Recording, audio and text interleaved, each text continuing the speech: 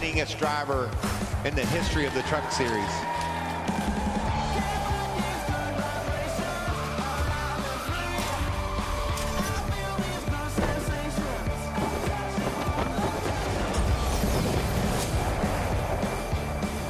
A lot of bowing at Atlanta Motor Speedway for Kyle Busch. 12 wins in total, 7 right here in the Truck Series. I think he's the obvious to win it today. So what do you think, Brad? Let's dial him up. All right, now we get a fun time for me. I get to talk to Kyle Busch in his race truck at Atlanta. You guys ready for this? Let's do it. What does he have to say? Let's go see Kyle Busch, Brad Keselowski in the Fox Sports 1 booth. You got a copy? I got you.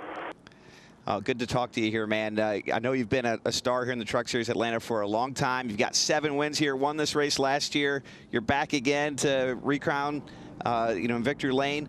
A question for all of us is, why Atlanta? What do you love about racing here so much that you came back for this race? Well, it kind of just goes with the schedule. Whatever the Spire guys have in store for me to be able to go run to get some 5 races in, that's kind of what we got. So Atlanta being one of those, though, long-time history here with Billy Blue, obviously. We got Billy's dealership stuff on the side of this truck here today, this Gamebridge Chevrolet. So excited to have him carry on with us and try to go get another Atlanta win. Well, thanks for talking to us. Good luck to you today. Can't wait to see what show you put on. And Kyle Busch will roll off 9th today. And our pole sitter, a first-timer, Connor Mozak, 26 years old, got it done on Friday. Joey, what do you think? Let's dial him up. Let's dial him up. Connor Mozak, Joey Logano in the FS1 booth. You got us? Yes, sir. Got you loud and clear. All right, man. You put it on the pin, which is great. I know you guys don't practice, so you don't really know exactly what your truck's got, but what lane do you think is going to be the one to help you take control? Are you taking the bottom or the top? And how do you plan on taking control of this race? Yeah, we talked about that for a little bit, but I think with having our teammates lined up behind us here on the bottom, I think that's the best move for us. I think really ultimately it comes down to your pushers for the first lap or so. So hopefully we can work together and get up in front of this top lane and keep some track position. All right, we'll be looking for it. Good luck in there.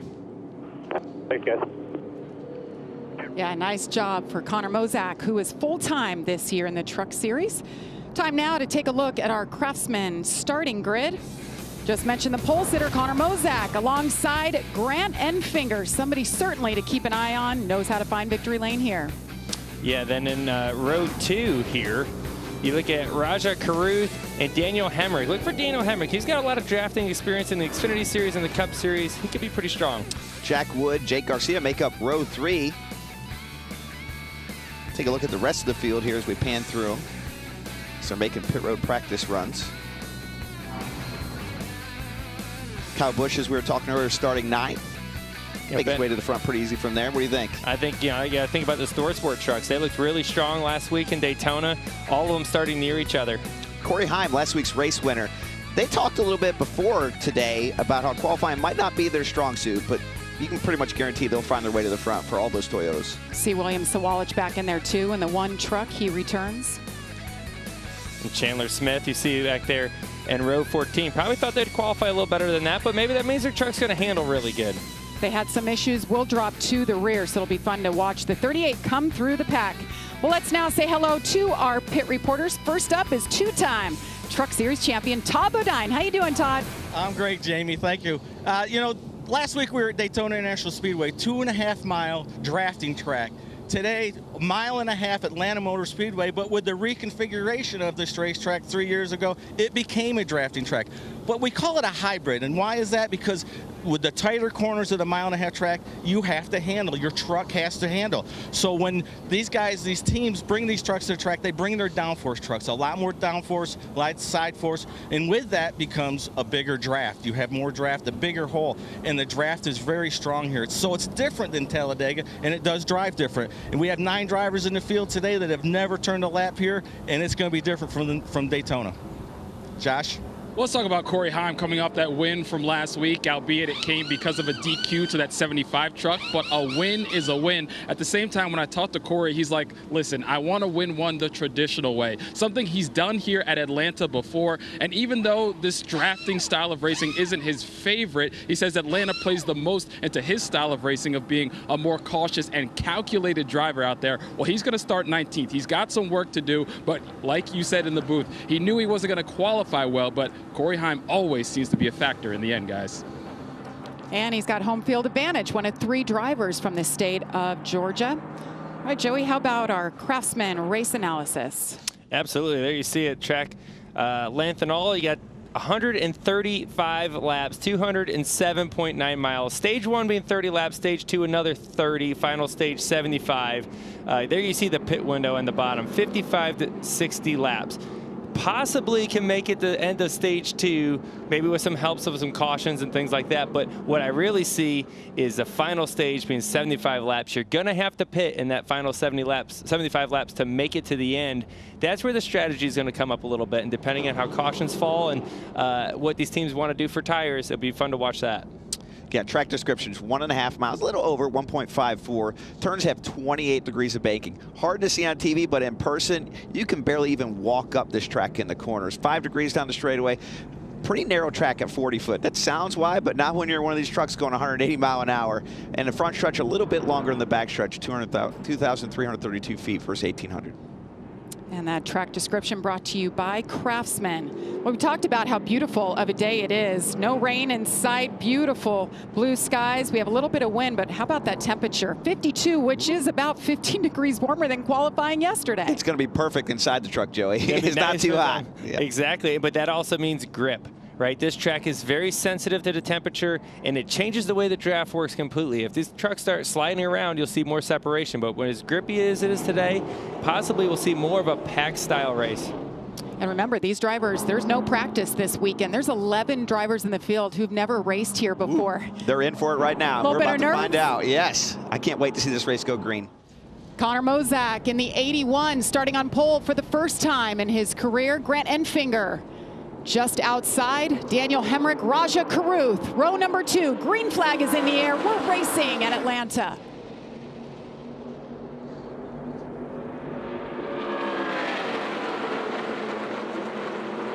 Smooth start.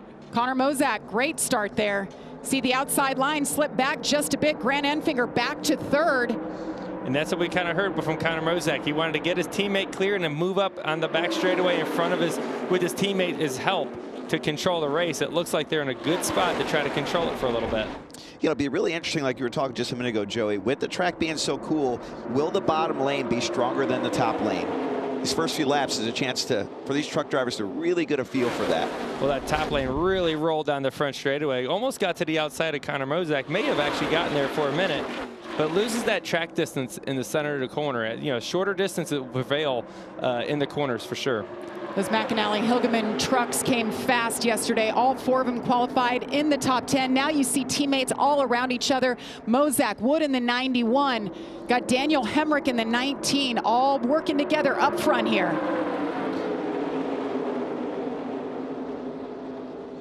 You see Kyle Busch down there on the bottom. He's able to roll through the corner there good, but as you see, there's single file in front of him, behind him. He's going to be in trouble down this back straightaway. And see that, look at them roll down the straightaway, looking for a hole to get up in the draft. He's going to have a plenty good enough size here. What a perfect example of the draft that is. You know, Joey, you saw Kyle Busch go through the corner way faster than other trucks, but he lost that draft down the straightaway. 3-4 trucks past him. He's got to fall back in line. And this is a lot different. If you guys watched last week in Daytona, you saw 2-3 wide and stuff like that. Here, you got to be methodical about when you make the passes, right? If you go down there just like Kyle did, right? You go down to the bottom, try to make a pass. If you can't clear that truck and get back up in line, look how long that line is when there's single file. You're going to go to the very back of that. Riding on board with Chandler Smith, the one truck that did have to start in the back, had some issues yesterday. Couldn't get the window net up. They got that secured and then had a problem with the starter, had to swap that out, but they didn't qualify very well to start with. So hoping to make hay here as we'll stay on board.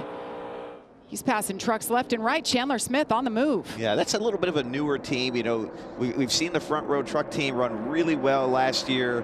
with Lane Riggs, and they decided to go full-time with 2 trucks this year, so I'm sure they're working out some of those bugs. But Chandler Smith's a great race car driver, and that team has shown a lot of promise, so I'm pretty confident he'll get back to the front, Jamie.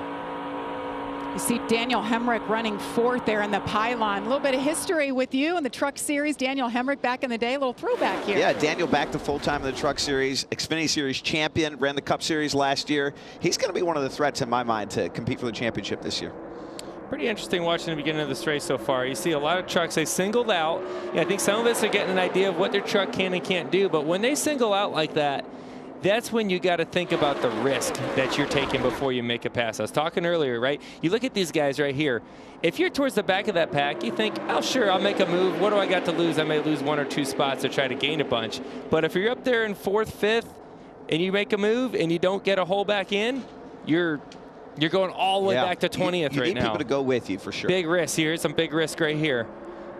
After 6 laps, Chandler Smith talked about him up 9 spots. Lane Riggs, that's his teammate, up 8 positions. You see Ben Rhodes, he went down to the bottom. That's on his teammate. So Matt Crafton looks pretty loose right there. Which might be why he made that move in the first place. Yes. You see a truck that's a little squirrely in front of you.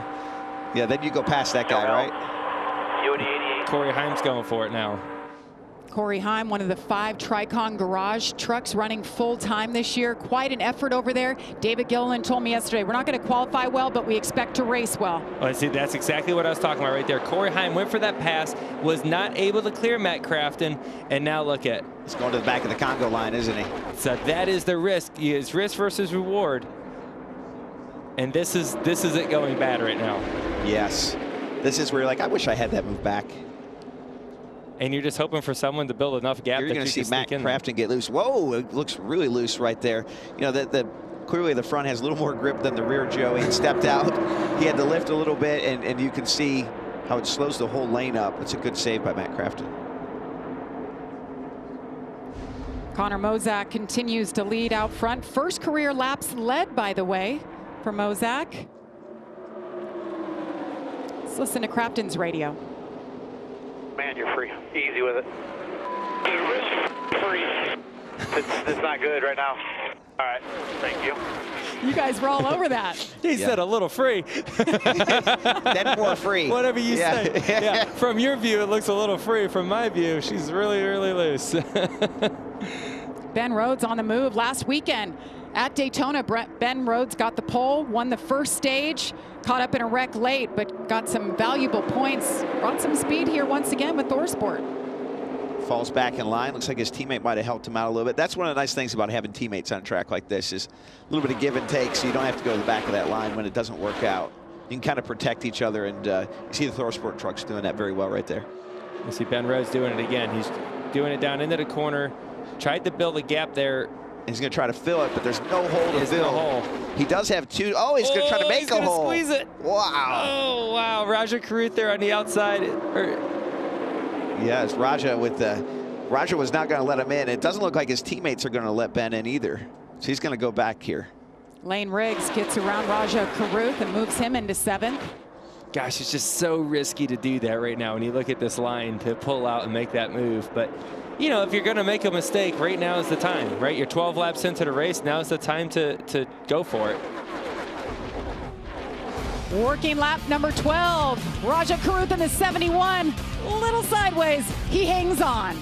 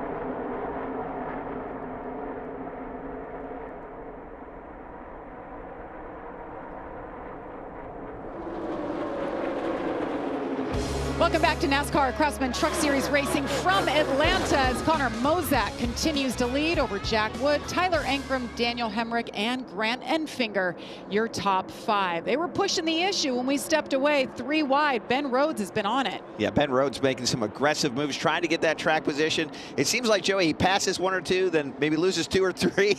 It's kind of been this seesaw for sure. He keeps going for it, you know. You pass a couple trucks, and you're like, oh, this is working good. I got it all figured out. Next thing you know, you're back behind the trucks you already passed.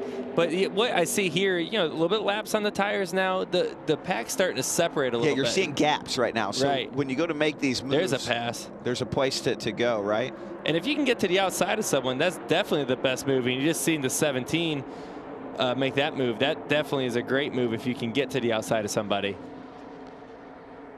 That's Gio Ruggiero in the 17, made his Truck Series debut last week, finished 2nd. Oh, Grant How about Enfinger. this? Oh, he's going to get to the top of the 34 here, down the backstretch. Little push from the 98 to the 34. Whoa! Whoa.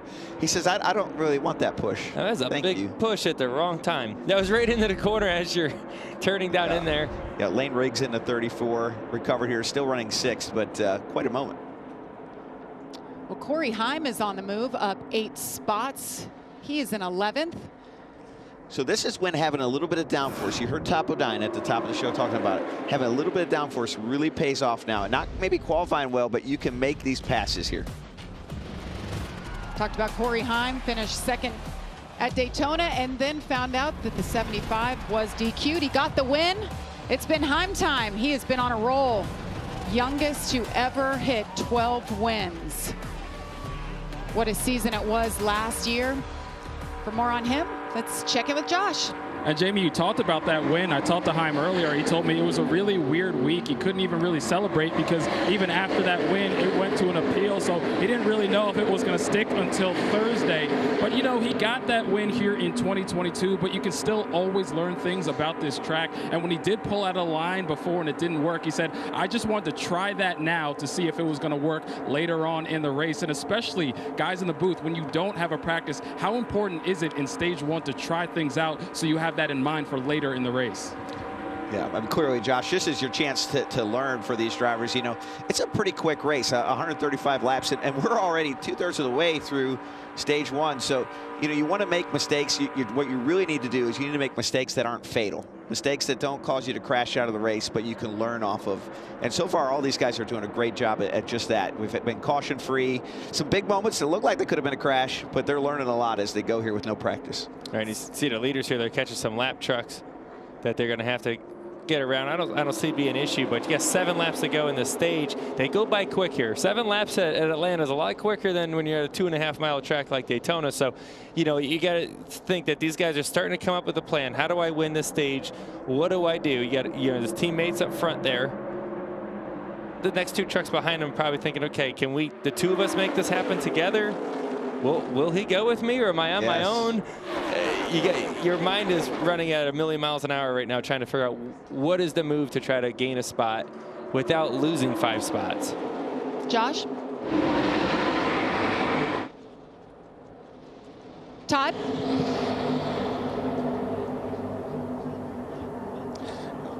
Yeah, Daniel Hemrick, the 19. We watched the 88 of Matt Crafton. You guys talked about how loose he was, barely just hanging on for dear life. The 19, Daniel Hemrick, is the opposite problem right now. See right there, the truck slide up in the middle of the corner. He cannot get up on his teammate of Tyler Ankrum. The truck just wants to push out, and right now he's just waiting for this pit stop to get an adjustment. Thank you, Todd. A lot of learning here for Daniel Hemrick stepping back into the Truck Series.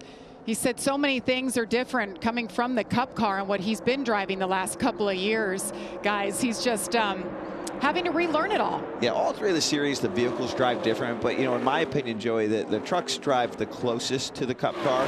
But there's still a big difference. You know, these trucks still have a solid rear axle, you know, the H-pattern shifter. Oh, and they're a truck, by the way. So the aerodynamics are much different. Yeah, right here you see 4 to go in the stage. The bottom lane, you got a couple good trucks down there. Grant Enfinger, Lane Riggs as well. Lane's been pretty aggressive. It looks like his truck handle's really, really good. They're trying to make something happen down here in the bottom.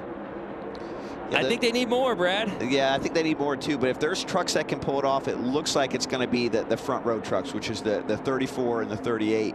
They seem to have the handling and the pace to be able to make moves and drive to the field. We've seen how many positions they've gained.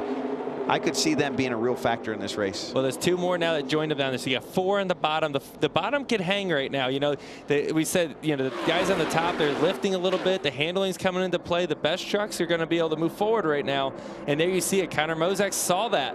Now he's starting to, you know, block that. Well, actually, he's kind of pulling them up a little bit. He's giving a little sniff down the back straightaway of that draft.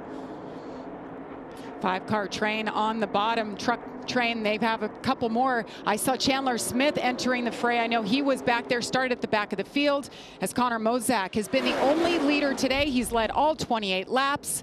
Just 2 to go in stage number 1. Yeah, Grant Infinger really took advantage of that bottom. Now it looks like he's going to get slipped.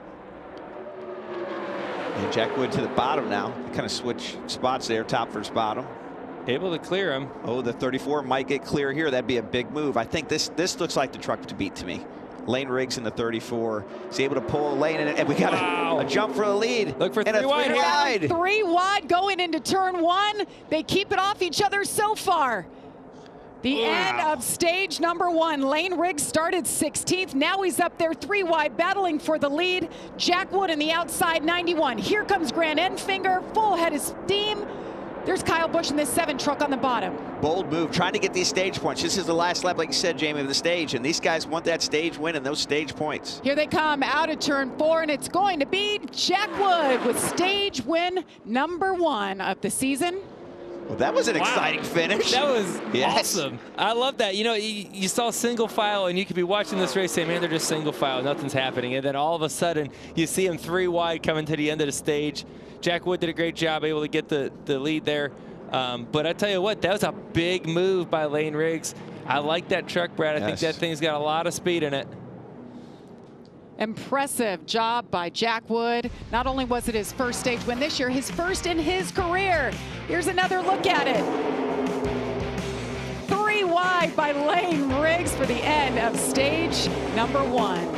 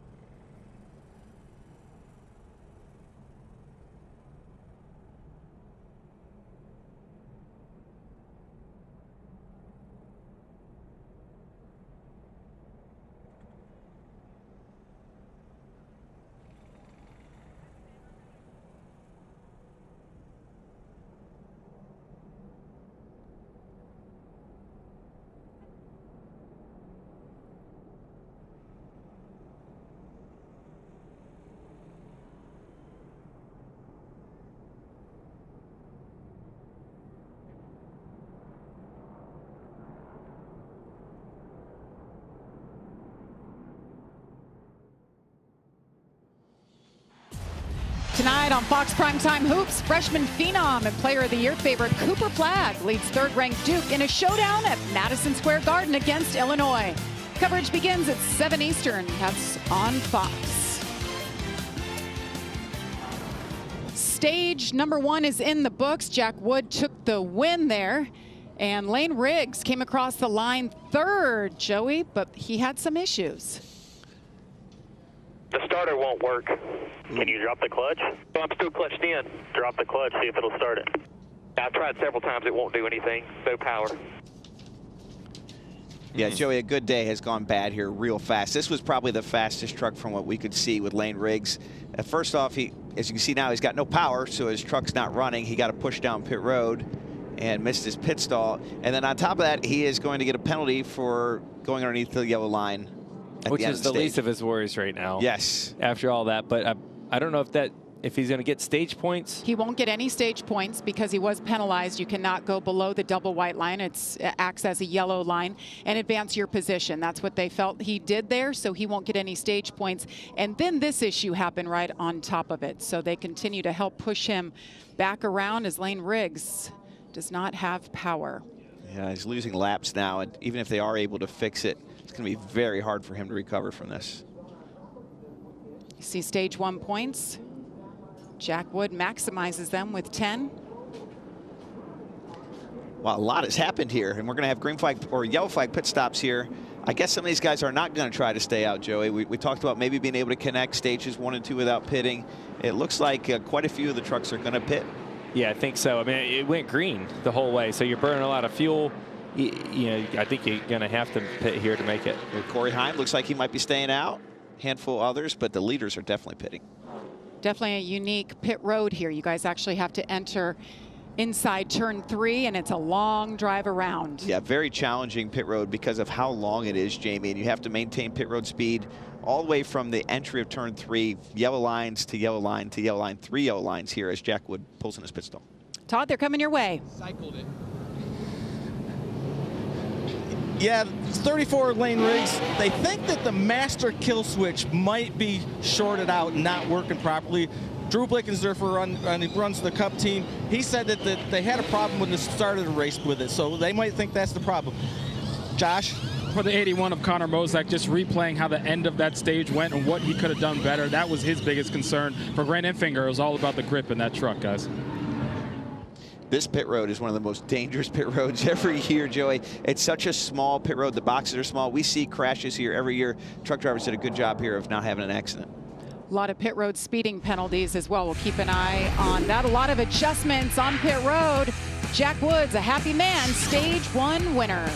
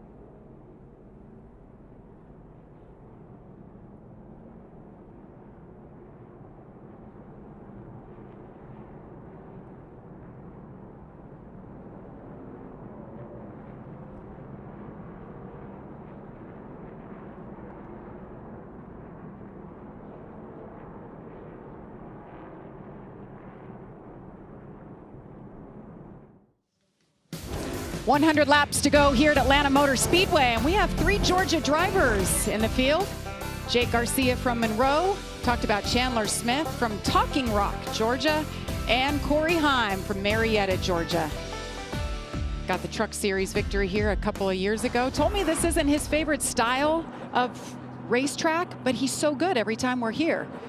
Well, I feel like if you win here today, this will probably, you might change that tune a little bit. It's usually how drivers work. When you run good at a track, you like it. When you don't, yeah, it's not my style. Then you suddenly embrace it. Yeah. Well, Corey Heim mixed up the strategy a little bit, decided to stay out. So did Ty Majeski. And just to put a bow on Lane Riggs, it appears they've got his truck back running again, 2 laps down. So you see Daniel Hemrick, not sure if he had an issue on pit road now. Hemrick, one of 2 drivers caught for speeding that first round of pit stops. Nathan Bird in the 02 is the other one. And updating Lane Riggs in the 34, it appears they have him under power now. That was a good truck. Right before all this happened, Brad, you had said that is the truck to beat right now. Drove from the back to the front, made the pass for was trying to make the pass for the lead.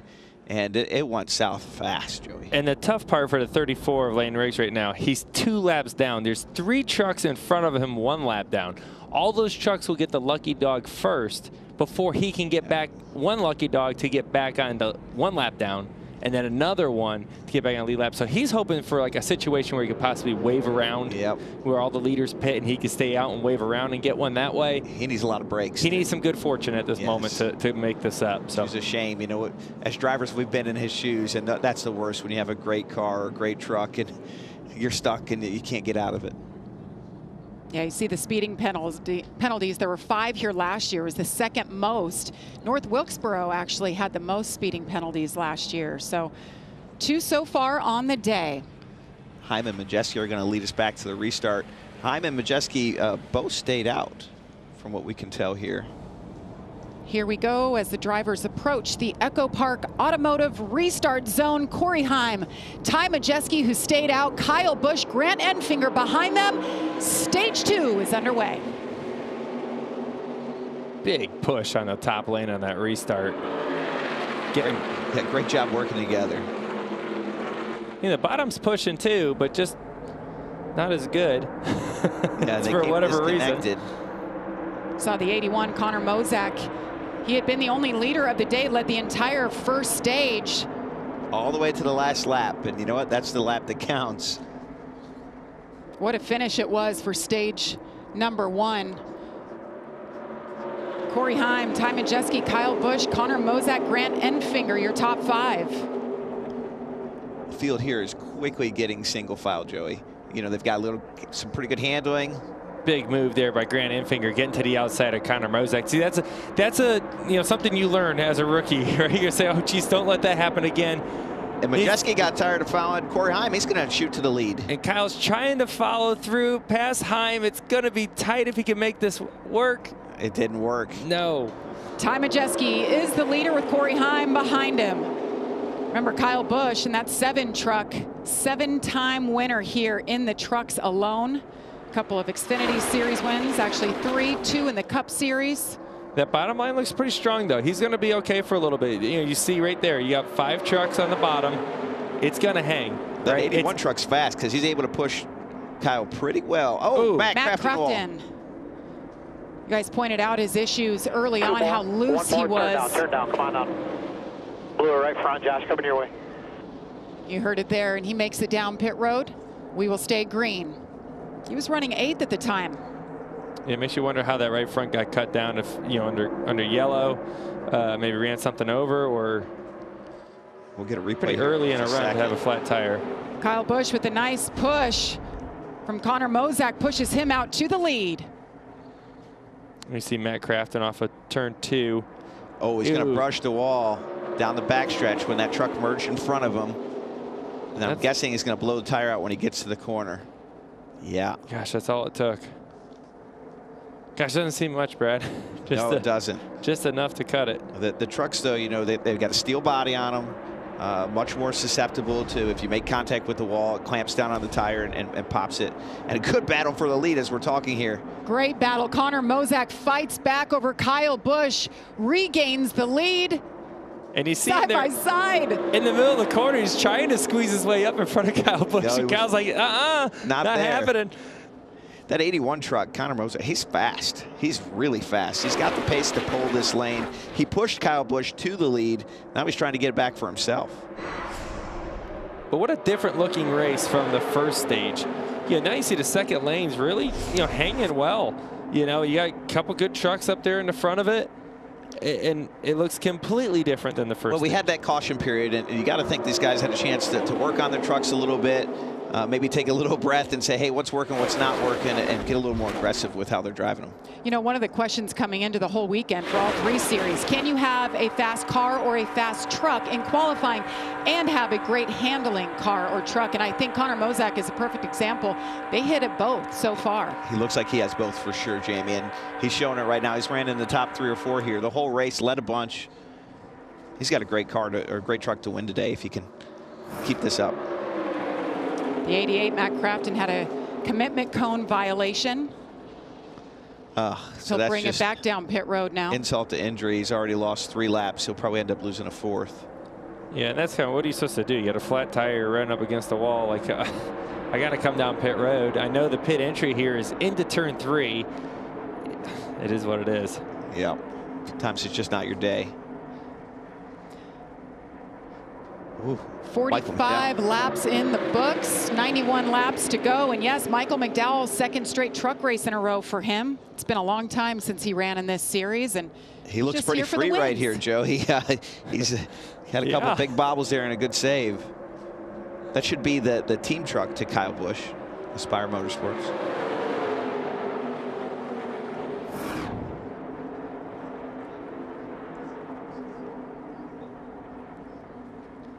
Kyle Busch continues to lead here. He's now led in all 15 starts at Atlanta. We're going to step aside, but you won't miss a thing as we go side by side.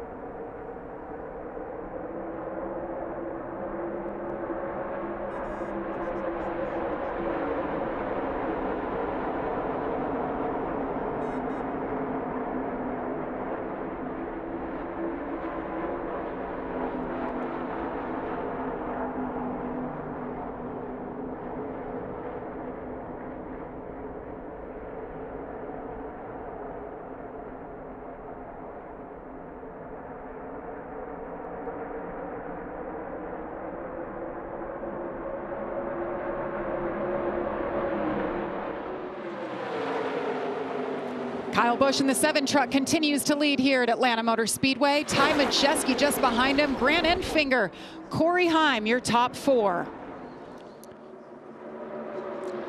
Biggest mover since the restart. How about the 44? Bailey Curry doing a great job. Actually, he's the only truck on 4 fresh tires. He has gone from 17th on the restart all the way forward, guys. Good call for that team. Yeah, he's hanging right inside the top 10 here in that bottom lane. Just needs this bottom lane to move forward a little bit. He's got the speed and handling to make something with it. Yeah, he was the 3rd truck in the bottom lane. Then Grant Enfinger recently just pulled down there to try to pull that lane forward and move himself going. So, you know, he got demoted into lane, is what I say. Like, when he pulls down in front, like, I was 3rd, now I'm 4th in that lane. You're a little further back, but he's got potential to move forward if that lane moves forward. Josh? Well, just an update on Connor Mozak. And when I talked to him earlier, he talked about the fact that this drafting style of racing is not something that he's very familiar with. So his spotter, Derek Nealon, is talking him fully through it, when to be wide open, when to drag the brake. Take a listen. Drag just a touch, keeping him tighter to you this time. There you go. Drag just a touch, drag just a touch. Keep dragging. Off brake, wide open. There you go. Little bumps to you. Stay out there even. Drag just a little bit. 3/4 off. Half off. Keep dragging. Let him get to you sooner. Let him get to you sooner. Off brake. Wide open now. A lot of information there, and I know all drivers like different information. What did you think of what you heard? Well, he's trying to get him to where he can tandem with the trucks that are in front or behind, in this case behind him. Because what's interesting about these race cars is when they get nose to tail and actually push each other, they'll gain a lot of speed. But, you know, when they're a foot or two apart from each other, the draft doesn't seem to be as effective. So he's trying to help his driver kind of work his way through that process. Joey, when we were in break, we noticed it is fully cloud cover now. The sun has gone away, and the style of racing looks a little bit different. We have more side-by-side than we had in stage 1. Yeah, as you say that, the single file is back up in the front. But, yeah, you got to think that, you know, everyone had the opportunity to go to work on their truck during the, you know, their first pit stop. The sun went away, as you said, Jamie. So, you know, maybe the trucks have a little bit of grip. Everyone has a little bit more confidence in that bottom lane as they were able to do that in the end of the stage. But here we are with 5 to go in the stage. We're about done with the stage, and you see it single file at the front. Yeah, but like you said, 4 laps this time left in the stage. I have a feeling that with 1 or 2 to go, it's not going to look single file anymore. Kind of like the end of the last stage, that they're going to find a way to find the grip and courage to really race hard for that victory in the stage. But the thing is, what we've seen, you got to have, it looks to me, 4 to 5 trucks on the bottom. Good trucks, too, not just mediocre trucks. You need the good ones to make that lane work. And, you know, they lost a few, and now they're, you know, look at Daniel Hemrick got a little bit out of control there. You're going to be able to roll the top side. That's just that draft. Look at the draft on the top. This is what we're talking about. Able to get 2 trucks clear there. That was the 15 of Tanner Gray right in the middle. A little bit of contact, it looked like. Whoa, whoa. Jeez. Still there, top Ray in the covered for 15. 2 more. Nice job by Jake Garcia in the 13. Stay off of Tanner Gray. Yeah, give him some space. He needed it right there. Just get away from me. Yes. And a lot of that is the air moving the vehicles around, right? You know, I know you can't see it, but these cars and trucks rely on air for a lot of different things, and handling is part of it. And when you get in the middle of 3, as you can see, Gray was here in the 15, it just starts swirling around, and the truck loses grip. Well, here we are back to the front here. Oh, it looks like he had an issue here. Is that Corey Heim? Yeah, is he out of fuel? Remember, he might be out of fuel. He's shaking the truck. I think he is out of gas. Remember, Corey Heim had stayed out. Yep. Wow. 2 to go. See, Brad and I were talking about maybe connecting it. 3 more. Oh, wow. Pit road's now closed. This is going to be insult to injury in a lot of ways. Right here. Down, down, down, down, down. So Corey Heim makes it down safely. Remember, Ty Majeski had stayed out as well. And this long pit road, Jamie, he's going to lose a lot of time. He might not even make it back to his pit box as long as this pit road is with no fuel to power his vehicle. Final lap of stage number 2. See, Grant Enfinger went to the bottom. Connor Mozak followed him. They're not going to have a good enough run to get up to the front. The move is on Majeski right now into 3. Majeski wants these stage points too. Remember, he runs full time in this series, last year's champion. Here comes Grant Enfinger in the 9. Does he have enough time out of turn 4?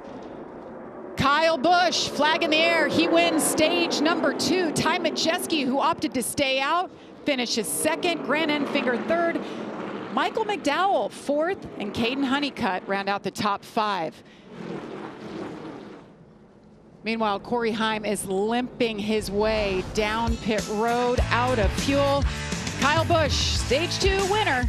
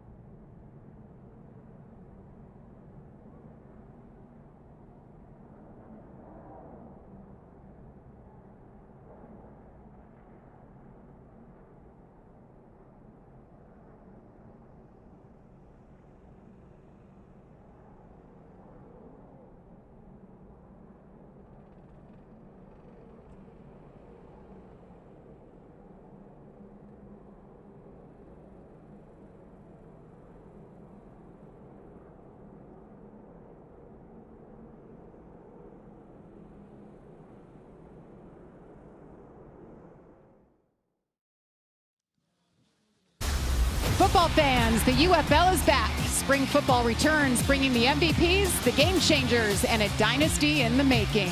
The new season begins March 28th, only on Fox. Wow, we've had a turn of events, gentlemen, as Kyle Busch and company come down pit road for the end of stage 2. When we went to break, Corey Heim was limping his way down pit road, stopped, had to get help, and pit road was closed. Ty Majeski ran out of fuel, had to make it down for a pit stop. A lot has transpired here in the last 30 seconds, and now we're about to have even more action as pit road is open, and these guys need tires and fuel. Todd, they're coming your way. Yeah, Jack Wood started this race in 5th, but Jamie, this racetrack was started to race in the right sun. Now it is totally cloudy. His truck has gotten tight. He dropped out of the top 10, worked his way back to 4th by the end of that stage, kind of liking the truck, but a little tight. Josh? Well, for the 7 of Kyle Busch, he said he was pretty happy with that truck. Handling is good on that thing. Wants tires, obviously wants fuel to get a slight vibration to go away, but he also gave credit to his crew chief, Brian Patt. He said, hey, good work on that strategy there. I saw some guys run out of fuel. A lot more adjustments. You see such a tight pit road. And at the end of pit road, you see Kyle Heim. Busch. Oh, Kyle got trapped behind Corey Heim. And Corey's still working on their truck. It might not have been just out of gas. It's looking like, I almost looked like they were changing the battery back there. Looks like they're having some issues. They tried to push him out and he couldn't fire. They backed him back up into his pit box. So work ongoing on Corey Heim. Pit road is tight. Kyle Busch, nice work getting around Corey Heim. We'll be back.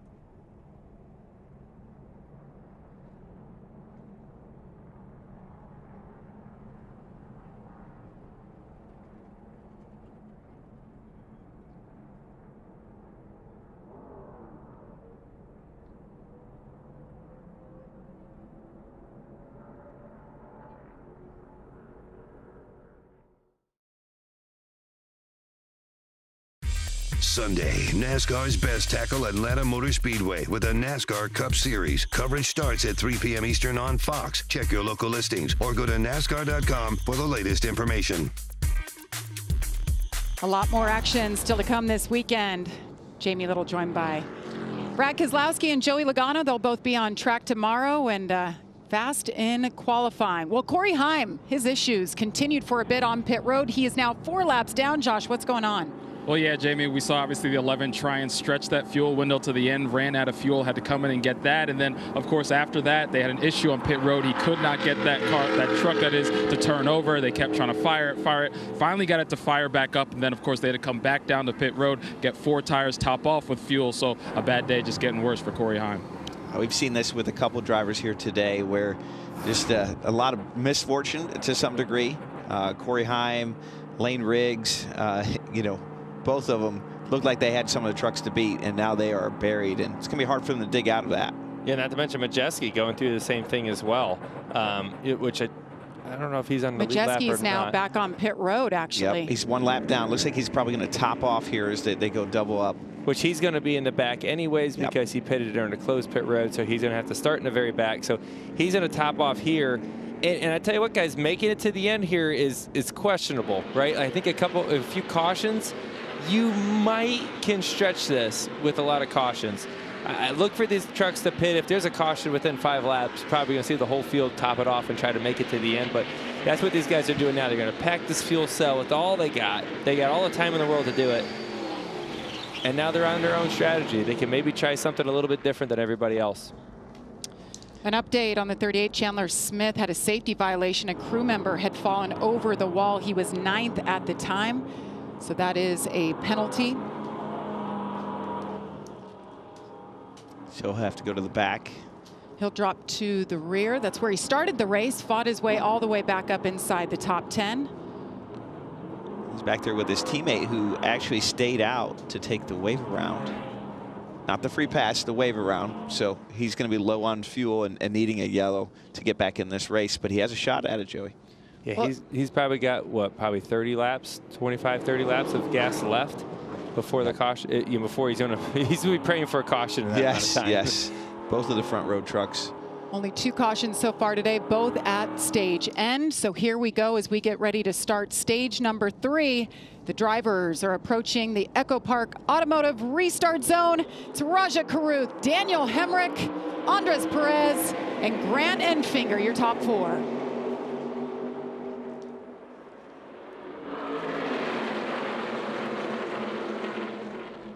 Evenly matched off of turn 2. The 19 had a speeding penalty in stage number 1, rebounded from that. First time we've seen him running up front.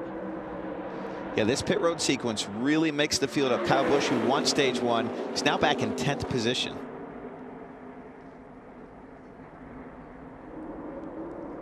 You see everybody try to get off. 3 wide for the lead. He was trying to get himself up, and he wasn't able to get up, and Grant Enfinger saw the opportunity to split him. Just like that, you lose 8 spots, maybe more. The 07, Michael McDowell has problems off of 2. It's going to check up the whole outside lane. Hemrick got lucky to fall into that gap. Kyle Busch is behind him. When he checked up, Kyle is right there, the 7 truck. Now he's going around Michael McDowell, who continues to fall back. Meanwhile, side by side, they come out of turn 4. Grant Enfinger, Raja Caruth. How about Andres Perez in the 77, the rookie? ARCA Menard Series champion last year, running full-time this time around. There is a lot of action all the way around this racetrack, guys. This is amazing racing. 91 touched the wall as well. See if we get a replay of this. You see 91 get loose. A lot of these guys are getting loose, Joey. They just pitted for 4 tires and fuel. Air pressures are low. Trucks are full of fuel. They have their hands full. Daniel Hemrick not giving up. 3 wide for 3rd now. Daniel Hemrick said, hey, remember off of turn 4 when you split me? I'll split you back. 3 wide. Yes. And Kyle Busch coming behind him to give him a push. Gonna move that middle lane forward. Jack Wood on pit road. Here comes Kyle Busch picking him off, getting to the bumper of Daniel Hemrick. The 91, Jack Wood had brushed the wall. They come down pit road. Make sure they don't have that same problem Matt Crafton had where they lose a tire. Tough break for him. How about Connor Mozak? Started on the pole. Led the most laps today. To the front he goes. Raja drops back, loses 2 spots. I don't think Raja had much of a choice there, Jamie Little. Connor was coming up into that spot, whether he was there or not. Raja wisely lifted to live to fight another day here. Raja carrying good momentum there on the top side, though. If we get back to the outside of Hemrick, that was pretty cool to see. Yeah, bottom lane's pretty tight right now, right? They got the grip. They can stay tight on the bottom. It seems like that bottom lane's moving at the moment. And that could change as you get a couple trucks that aren't real, handle is good or a little bit slower, doesn't work. Oh, Kyle Busch going for it. The 19 keeps sliding up on corner exit. We saw that earlier, and here it happens again. This time Kyle Busch is able to fill it with a big run to the middle lane. He's going to try to get outside for the lead.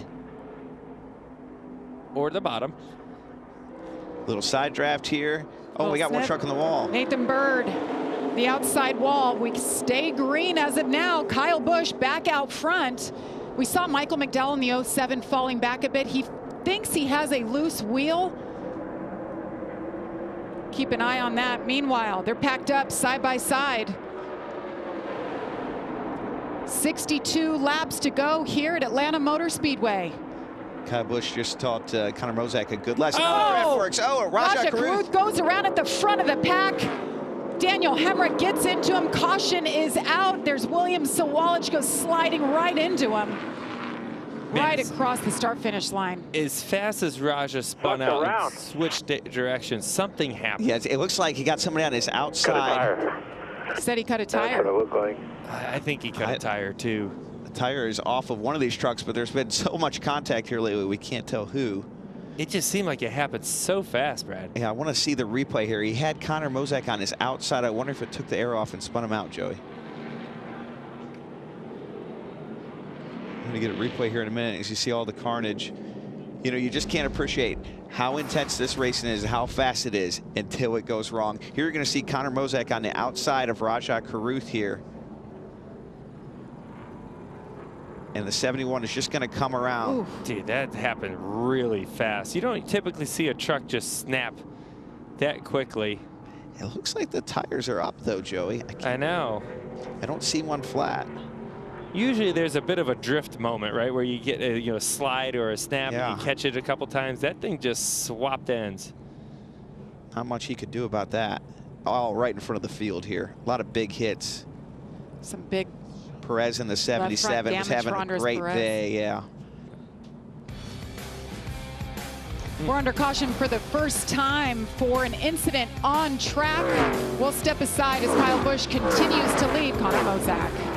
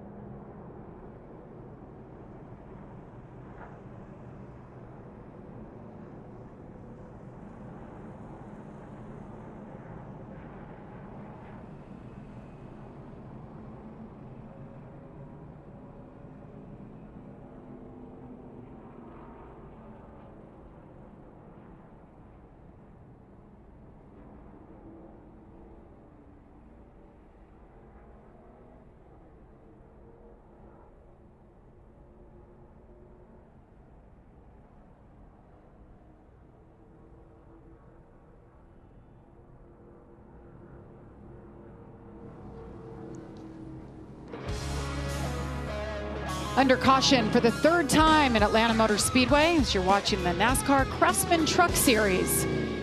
So we're under caution for this last incident that collected 5 good trucks, guys. Yeah, tough for Williams, Walsh, Tyler Ankrum, Daniel Hemrick, who's running really well, Rajah Caruth, who looks to be out of the race, and Perez. You talked about him earlier. This was a great race for him, just getting started in this series. I really want to see another replay on this because it was so sudden, Joey. Yeah, you see Rajah there on the bottom, and I'm still a little conflicted on exactly how this happens. See a little wiggle in the middle of the corner, just swaps ends, you know, and it looks like all the tires are up, like you said, Brad. I guess it just spun out. Yeah, it's just tough. There's a lot of air moving on these trucks, and it doesn't take much. They're already on their limits to try to make speed, and when you get in that turbulent air, I don't think there's much Rajah could do any different there. Just unfortunate. There's another look as it was unfolding. Appears the tires are up from that angle again, so I don't see anything that would show it wasn't just the aero spun them out, but still a tough break for a lot of these guys. We had seen some great action up to this point, caution free. Yeah, it's been a tremendous race without any wrecks. You know, like there's no cautions needed in this race to make it exciting. Like it's already been exciting, which is good. And unfortunately, some trucks get torn up in this one, but still a lot of interesting things happen here when this caution comes out. Strategy-wise, most likely, I think you're going to see a lot of the trucks come here and try to top their trucks off. And also for the 34, he's able to get his wave around there. 57 laps to go at Atlanta. We're under caution for this incident for Rajah Caruth.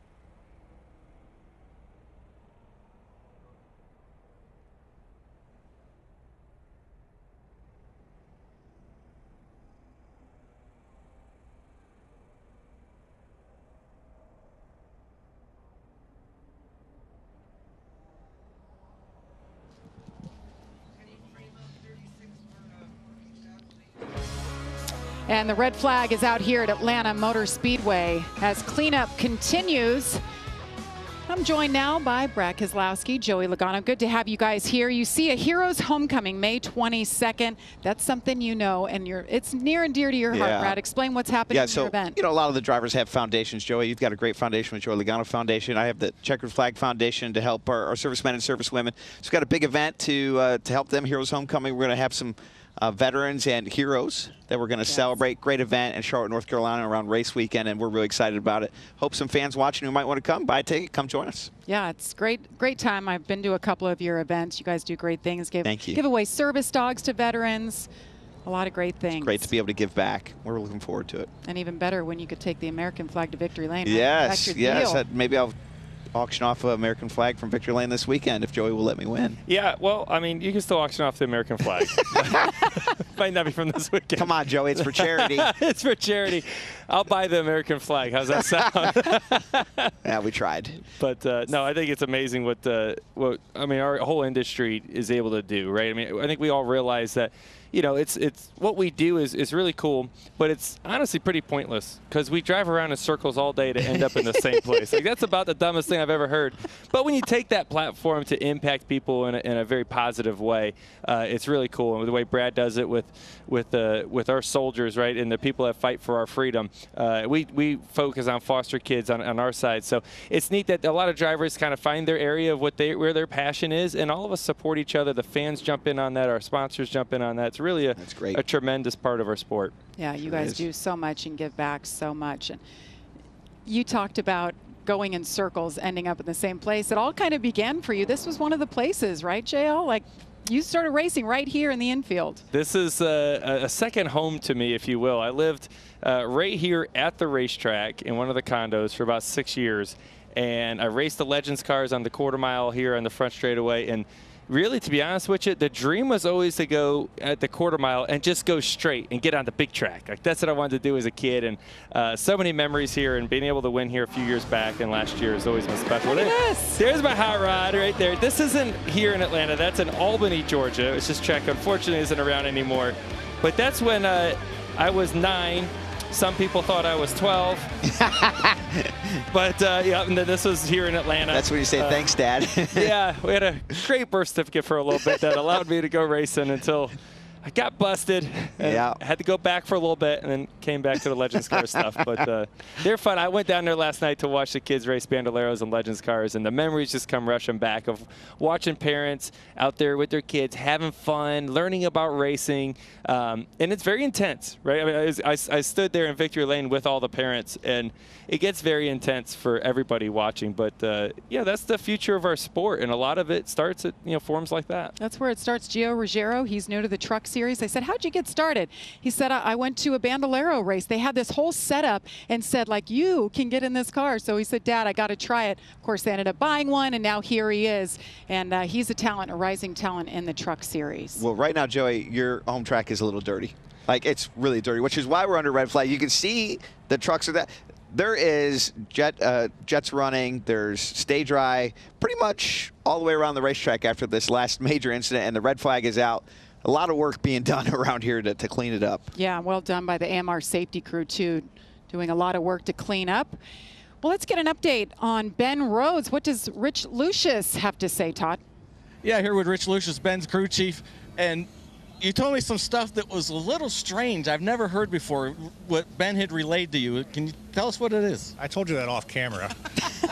Yeah, so he keeps complaining about the trucks getting tighter and tighter as the race goes on from the rubber on the racetrack, but the track's actually lost grip. So we're wearing the right rear tire out, but yet it's still getting tighter. So it doesn't make a whole lot of sense, but we're going to get him fixed up here and hell of a shot for this thing still.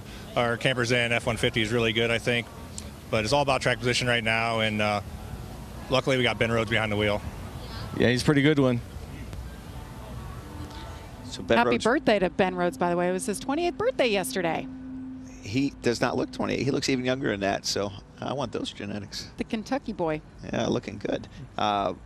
Interesting what he was saying. Todd was talking to his crew chief, Mr. Lucius there, and he's talking about the truck's tight, so you would assume it would wear out the right front. but when they came in and changed tires, they checked the right rear, and it was the most worn out tire. So that's what they're trying to say and why they're kind of confused. And maybe that's similar to what I'm speculating here with Raja. Maybe the right rear tire wore out and caused him to spin out. Hard to say, but interesting. Yeah, I don't really know how to, I'm just trying to rack my brain around it a little bit. As the trucks move up the racetrack a little bit, that third lane, becomes more of a player. There's no rubber up there. Yep. Maybe the track's a little bit more green. Gosh. Oh, that's not where you want to be sitting when that thing goes by. Sorry, Kyle. Oh, Sorry, right Grant. in the window, bro. Yeah, that wasn't ideal for them. Oh, yeah, put your visor down. Yes, yeah. That scenario. Chandler is prepared. There's Corey Heim, who had a good day going. Had some issues on pit road, ran out of fuel. We'll be back. We'll lift this red flag.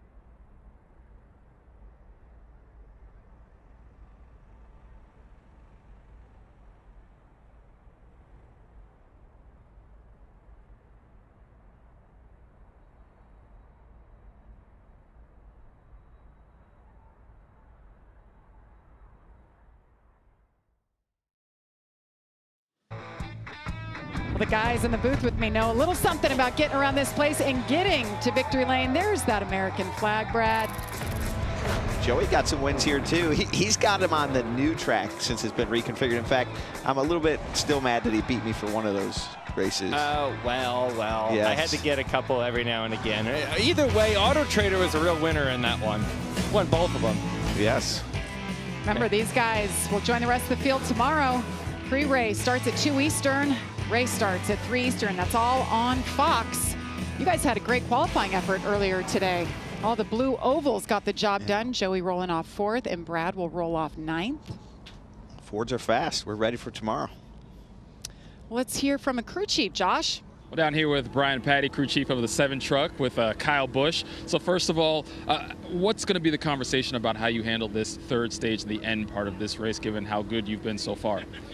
Just had enough gas, right? We're a little bit short, obviously, from here, so we'll see what happens. But, so far so good. He's obviously the best he's ever been, right? So it's been a fun day. He's happy with the truck. It's a good truck. It's the truck we won with last year at Texas. So, hopefully we can continue what we're doing and pull a victory off. During a red flag stop like this, what are you talking to Kyle about? Like, what's the conversation? Bring us under the helmet. He's a mess, I swear. He's talking about just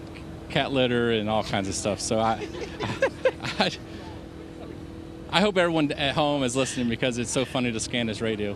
But yeah, he's obviously in a good mood. Truck's running well, and leading obviously helps too. So just got to thank everybody at Spire Motorsports and everyone at Gamebridge and all our partners. Jamie, did you have cat litter on your bingo board today?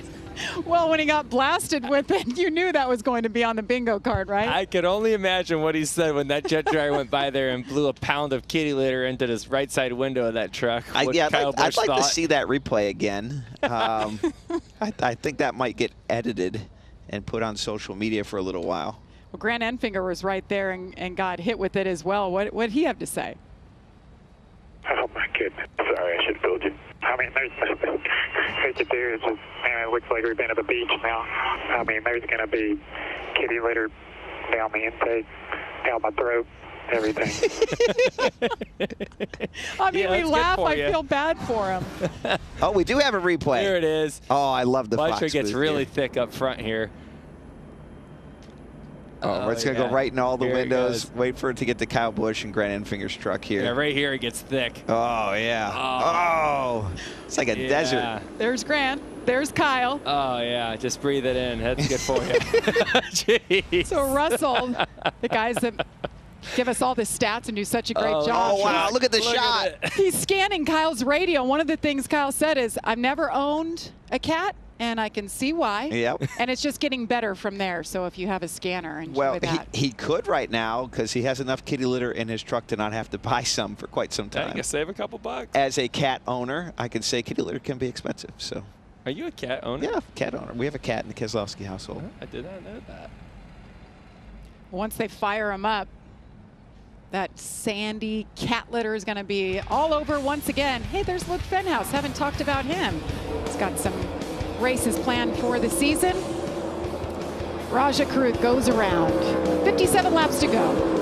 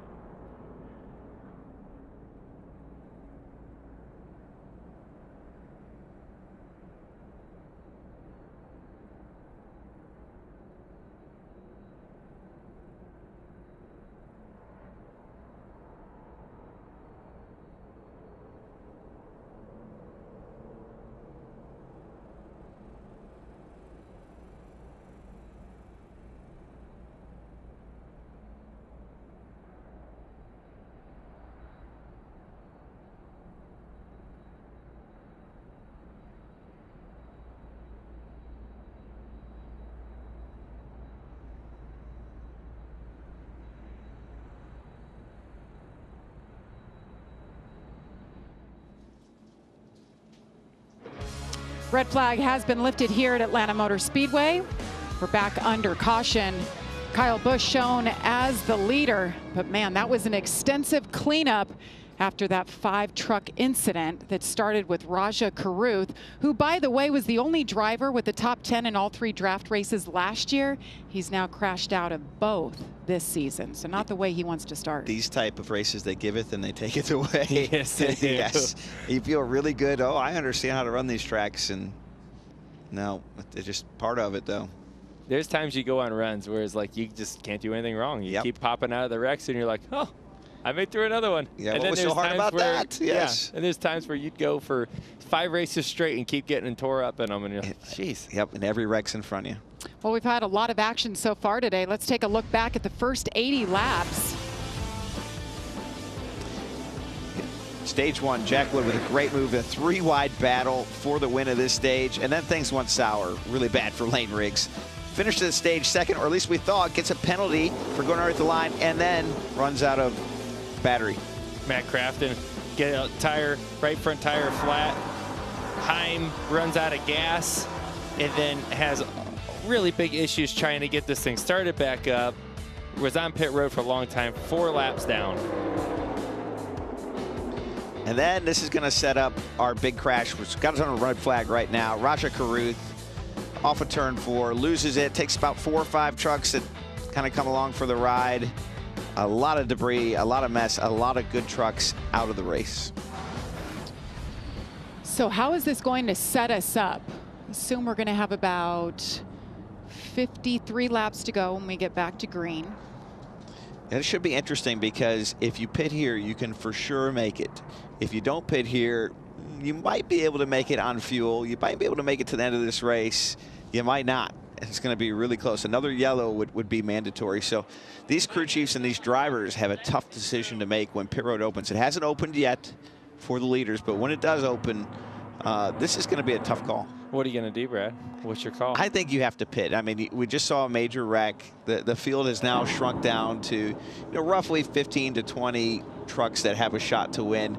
What you don't want to do, and we've seen this earlier with Ty Majeski and Corey Heim, you don't want to lose the race by not having enough gas. You want to lose the race by maybe not making the right move or maybe not handling well enough, but not because you're out of gas. Yeah, I agree. I think what you got to do here is you pit for a fuel only, maybe 2 tires. I just don't think we ran enough laps since the end of the stage to put tires on it, so I think it's probably going to be a fuel only.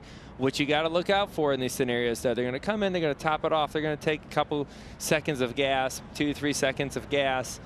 You got to look out for, you're going to be pulling out when the rest of the field hasn't gone by you yet on pit road, right? When you stop in your stall, it's going to take a while for all those trucks to pass you. You're going to be pulling out in the middle of it. That is a recipe for a disaster on pit road, for contact possibly, and you just got to be extra careful pulling out of your stall. So we're told pit road will be open this time. So even if you're good for 53 laps of green flag racing, you have to account for overtime, right? Yes. If we do have an overtime finish, you got to be able to make it. And it's unlimited, right? So you've got to be prepared. So I like your call. Come in and top it off. Yeah, I'm not the crew chief, but if I was the crew chief right now, I'd be saying, come on down. Let's put some fuel in this truck. Maybe 2 tires, like you said, Joey, just to make sure. But, you know, it's interesting because we've heard about right side tires wearing a little bit.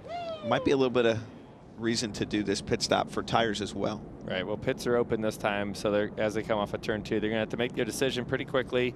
Pit entry, we talked about how long pit road here is at Atlanta. That entry being into turn 3 is a long time when they enter pit road to when they roll all the way through their pit stall. But look at the whole field's coming here. A lot of opportunity to speed on this pit road and get caught up in an accident.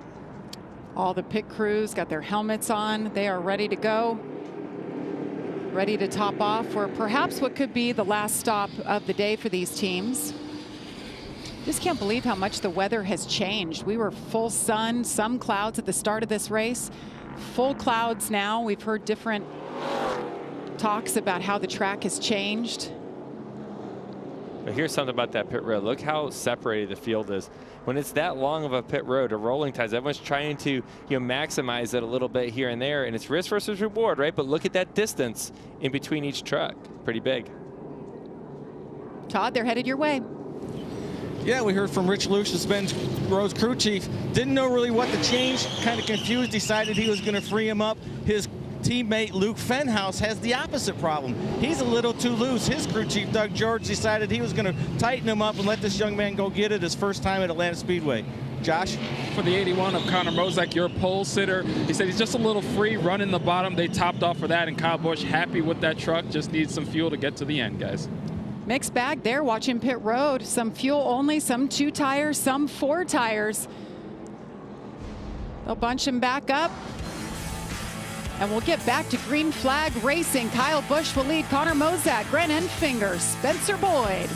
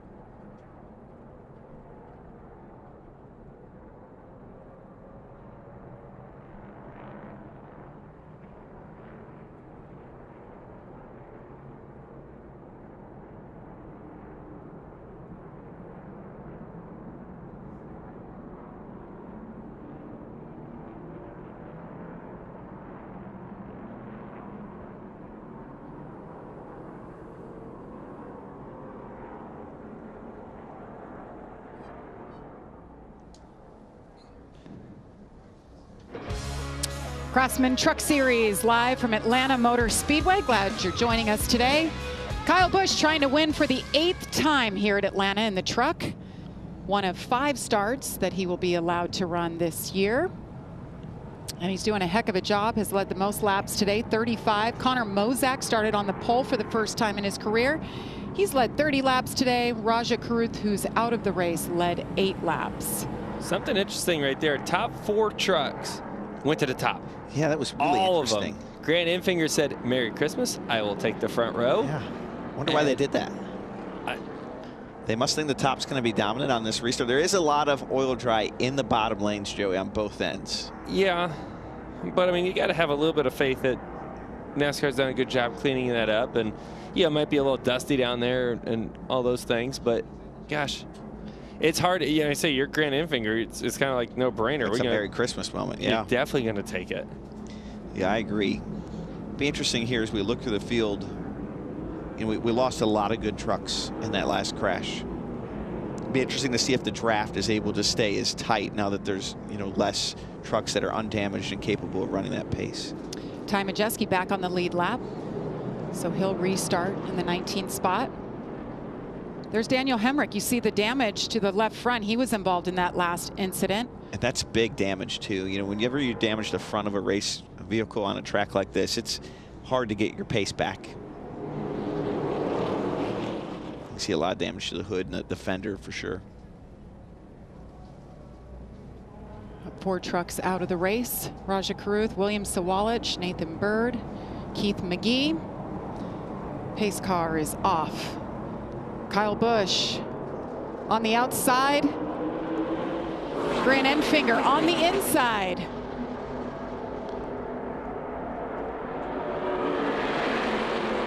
Gio Ruggiero pushing Grant Enfinger on that bottom line. You see all the kitty litter starting to kick up. Looks like they got through there just fine.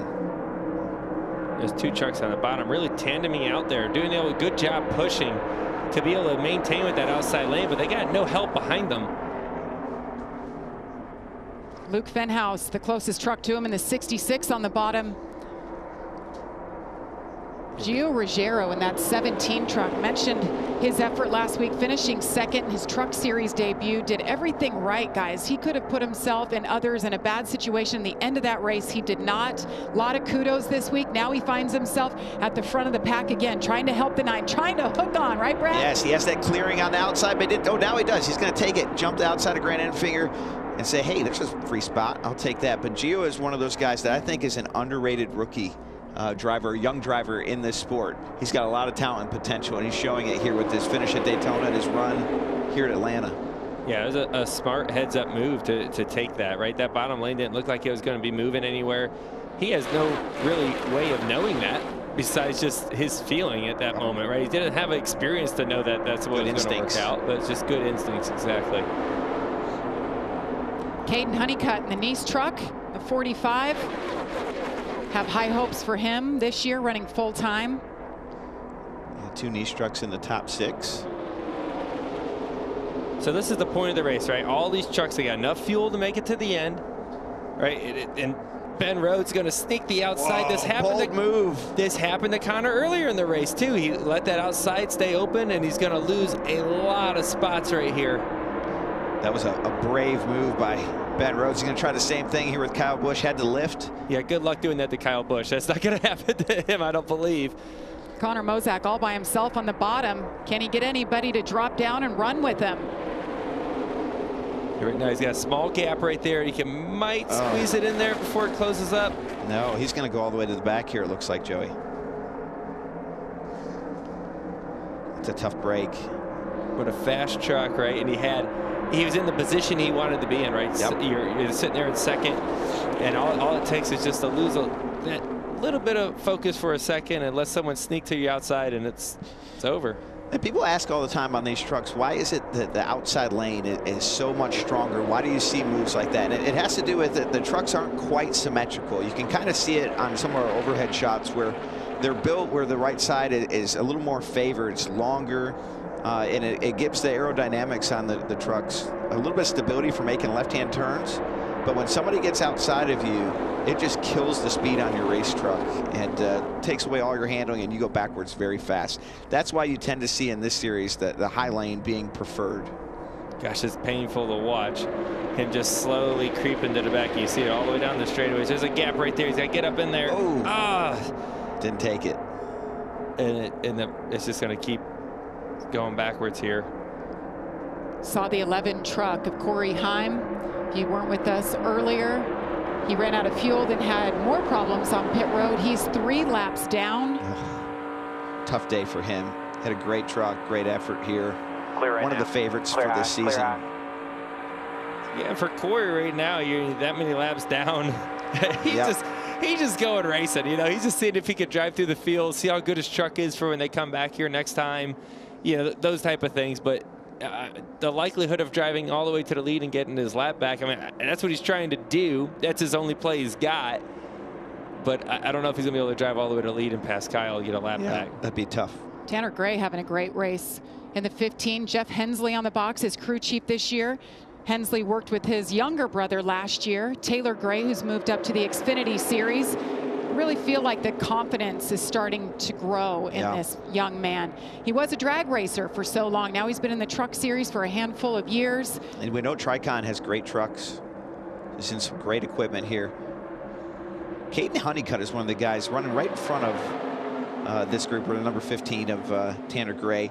We haven't talked much about him, but he's running a really smart race as well. We saw him give a great push just a few seconds ago to help clear his lane. He's just, these two are running smart races. We'll see if they can connect that into a finish or maybe even a win here later on. Right. And that's what this type of race is about. You brought up the word smart, right? And that's what it takes. You don't have to make the big moves all the time. It's a long race. Even though this one seems fairly short, it's still a lot of things that can happen within the race. And if you could just, you know, make a few good moves and watch a few people make some bad moves, next thing you know, you're in position. Caden Honeycutt, the 21-year-old from Willow Park, Texas. Phil Gould with the call for him as crew chief this year. Oh. Ooh, got really tight right there, didn't it? Yeah, you see Ty Connor's Majeski. same thing, right? Connor's been kind of opening that outside, and you know, a couple trucks have seen it happen already, and they're oh, this is an opportunity he's not been watching. Feeding frenzy, and Ty Majeski tried to get it, thought better of it there at the last second. Ty's trying to still recover out of that hole. Remember, he ran out of fuel at the end of stage 2, lost a lap, got a free pass under this most recent yellow, and he's just slowly digging out of it here in 14th. Luke Fenhouse right there in the Soda Sense, number 66 for ThorSport, announced this week he will run for Rookie of the Year. Not sure if he'll run the rest of the races, but their hope is to do that. Nice young man out of Wisconsin.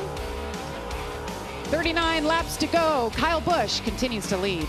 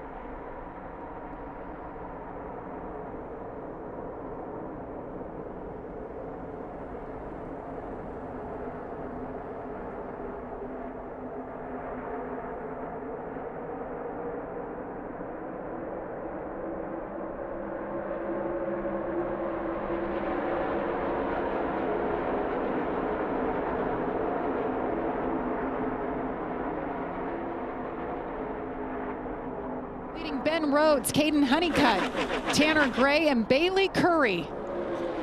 Brad, we were talking in the break about the sensation of speed here and just how fast these trucks look around here. They're upwards of 180, 183 miles an hour. Absolutely, Jamie. It's hard to capture on the cameras just how fast these trucks are going. And to me, this track has the highest sensation of speed of anywhere we go. The way it just loads your body up with the G-forces. So, you know, when you see these guys running single file, it's still a pretty intense workout inside the car or truck in this case to keep up with all this. And you can just feel where the field is like, all right, let's get a good feel for what we need to do. And when it's time to pounce, let's pounce.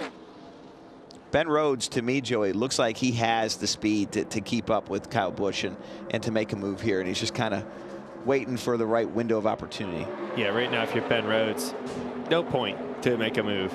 Just hang, right? Yep. We talked about it earlier, risk versus reward. You look at how single file everybody is. If he makes the move and gets the lead, cool.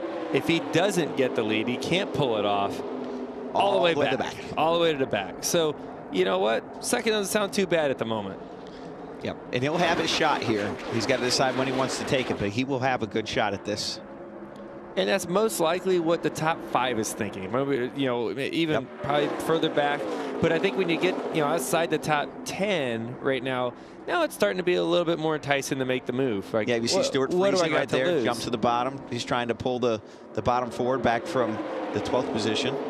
Right, and so that's going to make you say, well, maybe I should get down there. And as that bottom lane gets stronger and stronger, and I think it will start to move forward, that's when the decision for if you're running 8th, do I want to take it? If I don't take it, no.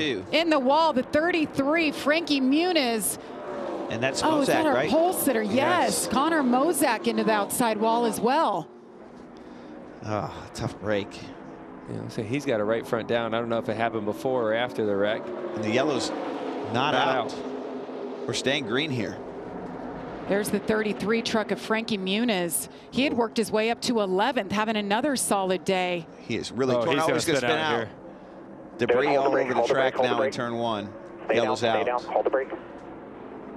He keeps it down, but the caution does come out for the 4th time today.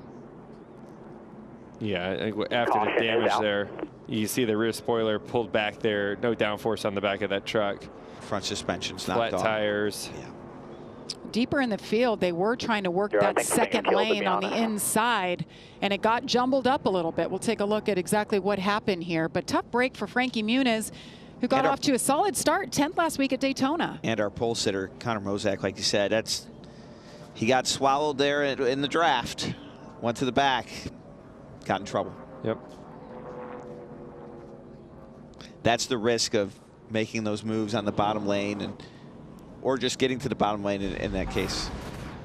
See what we can see on the replay here, Joey. See Connor, you know, into turn 1 on the high side there, that 81 truck.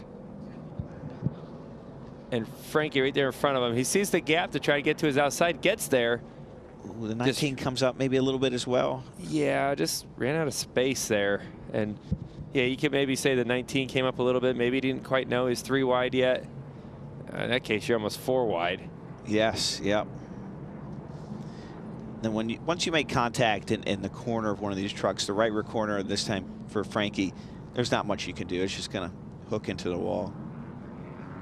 Let's go on board with Corey Heim, who had a good view of this.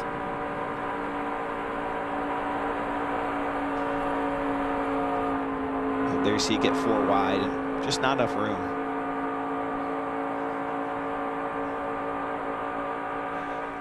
And that's a part of the racetrack. It really flattens out off of turn 2 there. And if your truck is not handling great, and this is where we see him spin out here after the crash with all the damage on his truck. But what I was saying, off of turn 2, it flattens out. So you're asking your truck to do a lot of turning without banking. And so if your truck's pretty good in the middle of 1 and 2, when you start to get to the 2/3 to the exit part of the corner and you lose that vertical, right, that gives you all that grip, your truck just gets worse. If it's loose, it gets looser. If it's tight, it gets tighter. And you could just kind of float up the racetrack sometimes. And you'll see that happen a lot tomorrow in the Cup race. There's a lot of big lifts at that moment where it gets really tight.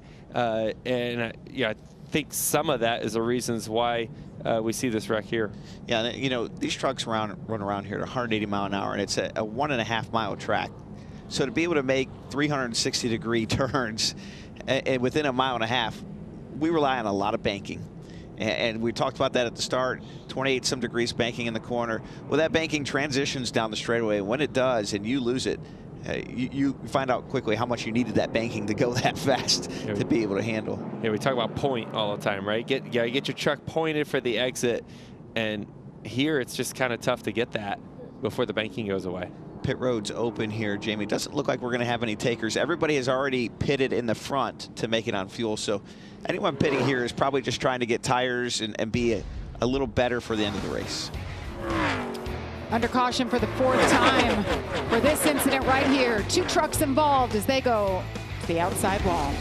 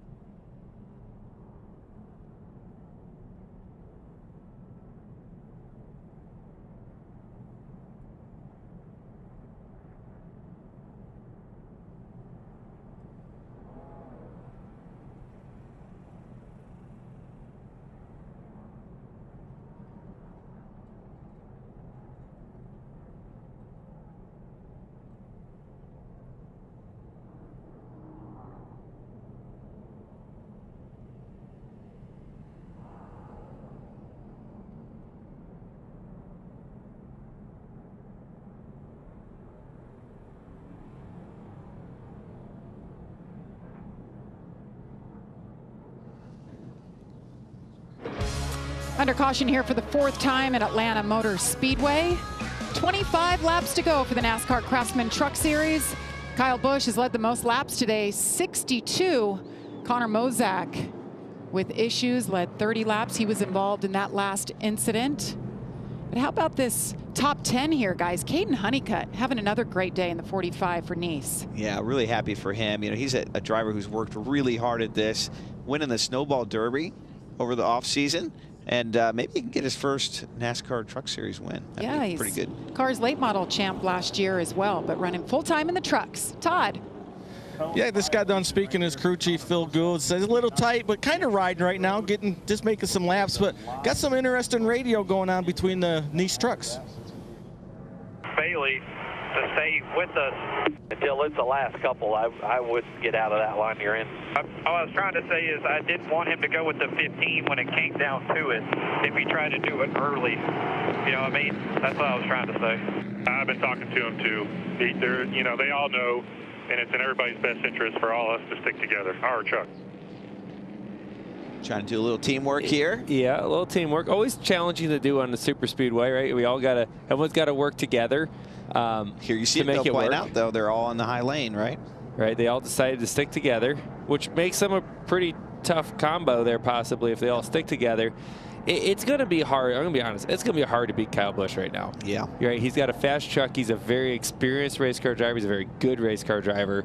You're going to see, you know, him be able to work the pack as good as anybody out here, right? No one's got more laps out there than Kyle. Probably take the whole field combined and probably don't have as many laps in Atlanta as Kyle does. That's a good point. He's going to be tough to beat. Doesn't mean he can't be beat, right? It's going to take teamwork, like they were just talking about. It's going to take a scenario like that to where he can't defend it to be able to beat him. Yeah, with 24 to go, anything can happen, though.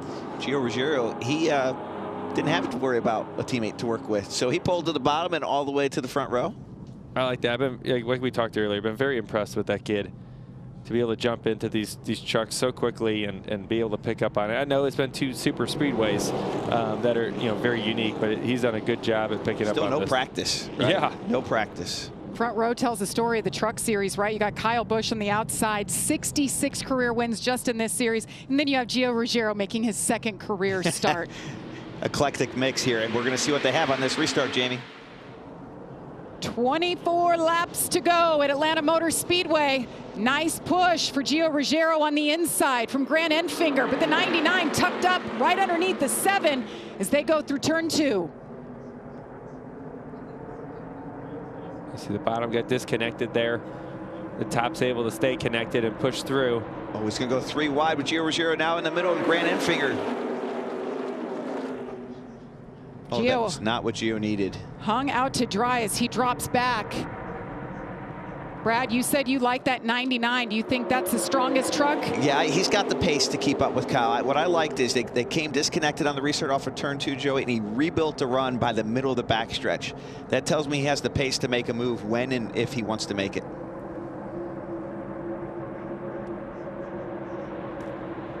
Get a big push now from those niche trucks to Ben Rhodes and then back up to Kyle Busch. But Grant Enfinger is not going to give up on the bottom. Grant Enfinger with a slight advantage right there coming out of 4.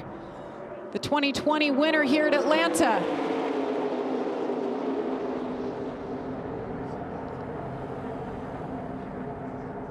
The racing is getting really good. Oh, you see the bottom lane getting a little loose. Look like Luke Fenhouse on the bottom. Really chasing it, but Grant Enfinger's almost clear for the lead. Guys, look at the 38 truck. Chandler Smith started the race in the back of the pack, had a speeding penalty, had to drop back to the rear again, and now here he is, running in the top 6. The intensity of this race has picked up dramatically. Absolutely, and I feel like in that bottom lane, like it's looking good with some good trucks back there, but gosh, I feel like if I'm Grant Enfinger, I want to get clear to Kyle as quickly as I can to get up. Oh, he's been so close. Again close, but Kyle Busch is going to side draft him. Big push from Luke Fenhouse. Both Eurosport trucks giving pushes to the front row. As the leaders work their way down the back stretch, we've reached the Craftsman 20 to go. It's Grant Enfinger and Kyle Busch.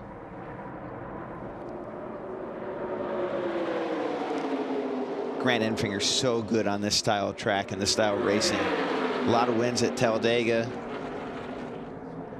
Winner here, won at Daytona. Formidable foe for Kyle Busch here. Everyone's being pretty disciplined right now, staying in line, right? No one's trying to slip that 3 wide move. And there's Grant's got able him to clear.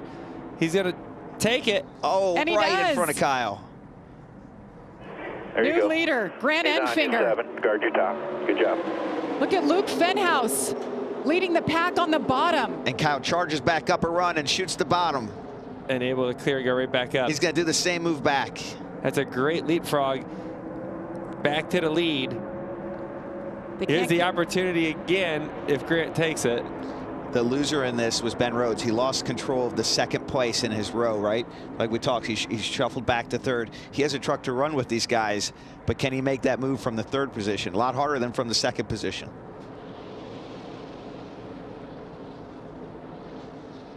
Great action here with 17 laps to go. Kyle Busch out front, Luke Fenhouse on the bottom. We'll step aside. You won't miss a thing.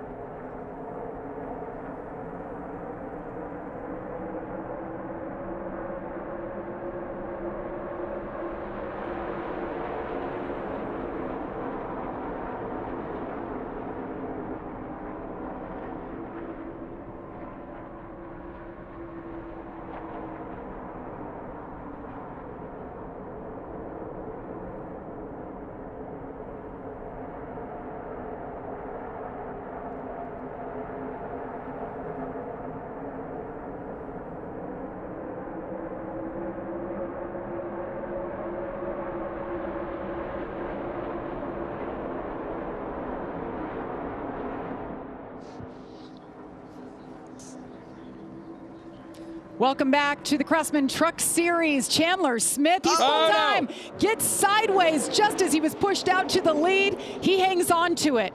Battles Kyle Busch. All that, he's still side by side for the lead. He didn't check up a bit. What a save that was by Chandler Smith. These guys are racing really hard right now. 12 laps to go. This is your window to take control of this race and get the win. Watch this replay, Joey. You know, they come off of turn 4. He's going to get a push here from Stuart Friesen, and whoa. Right at that dog leg, you know, that the front stretch has those 2 dog legs, and we're going to watch this onboard from Chandler Smith's view, and it's a little bit hard to take a push right there. Oh, you hear the engine rev up, spinning the rear tires at 180 mile an hour, and while that's going on, Chandler Smith has cleared Kyle Busch for the lead. What's ironic, Chandler Smith used to drive for Kyle Busch in the Truck Series. He moved on, went to the Xfinity Series, found victory lane a couple of times. He's had to earn it today. Back to the middle, back to the front. Well, watch now. Kyle Busch right now. He's been doing the same move to everyone. He's been getting back to Chandler second. blocks it. Chandler's seen it coming. I think he watched it happen a couple times from where he was. Look for Kyle to make the move to take back the lead here. He doesn't want to be in second. He likes to make his move down the front stretch, Joey. He's made this move about 4 times now where he comes off a turn or the back stretch. on the back stretch. And he's able to time it just enough to jump down there, get a little bit of a side draft, Shorter distance on the bottom, leapfrog back to the lead. Let's see if Chandler does it back. Nope, Chandler's going to stay in line here. And the difference of this, we were talking about Ben Rhodes earlier. Ben Rhodes, who was running second to Kyle Busch maybe 15 laps ago, is now gotten demoted every time someone jumps up in front. And he hasn't made the moves. He's back to ninth. He got parked in his lane, and he's all the way back there. You know, this shows why you have to take the run when you can get it to get the lead, right? Right, and I don't know if the last lap you want to be the leader, but you sometimes got to do something to be in position at least, and that's what Kyle's doing. You certainly don't want to be 9th or 10th on the last lap, right? No, no. Just a reminder of the domination Kyle Busch has shown here at Atlanta in all 3 series. 2 Cup wins, 8 Xfinity, looking for his 8th win in the Truck Series. And the laps are clicking by so fast. You know, coming to 7 to go right now. The bottom lane is not really doing much. Not many trucks down there, one with some damage. Daniel Hemrick on the bottom trying to make something of it, but that's going to be really tough to do right here. The fact that that thing's hanging a little bit is very surprising. It's impressive. So Stuart Friesen in the 52, the best we've seen him run today. And behind him is the 11 at Corey Heim. You don't see Corey Heim in the pylon. That's because he is 3 laps down, but doing a heck of a job out there running in the draft. He's a racer. He just wants to go up there and race. He wants to win this thing 3 laps down. No give first up, across Joey. the line. I love it. 6 laps to go this time. The Las Vegas boy, Kyle Busch out front. Chandler Smith from Talking Rock, Georgia. So here's the move for Chandler Smith. Well, it's too late already, right? The bottom lane already got there. Now, boom, he's back. He's back a row, just like that. So because he didn't make the move, Hemrick's going to make the move. Hemrick says, I want the lead.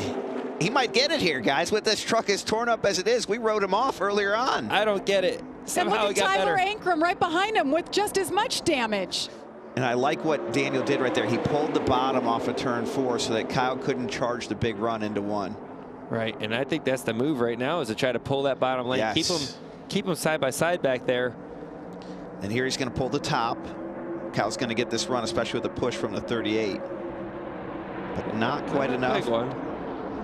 Well, it's a little later than he's typically made that move, but he's still going to pull it off. It's impressive. Oh, wow. Something just happened to the 19. Yeah, look at the hood coming up. He got a lot of turbulent air there. Well, it's a good story while it lasted, because that was incredible that Daniel got that far up. Whoa, we got auto action in turn 1. Tyler Ankrum, guys, he has that damage. He's right behind Kyle Busch. Well, that bottom lane just got all kinds of squirrely there. Grant Infinger, Ben Rhodes there. It really is going to hurt the bottom lane for a minute till they can figure things back out. Yeah, Jamie, you're right. Tyler Ankrum in second. Where did he come from?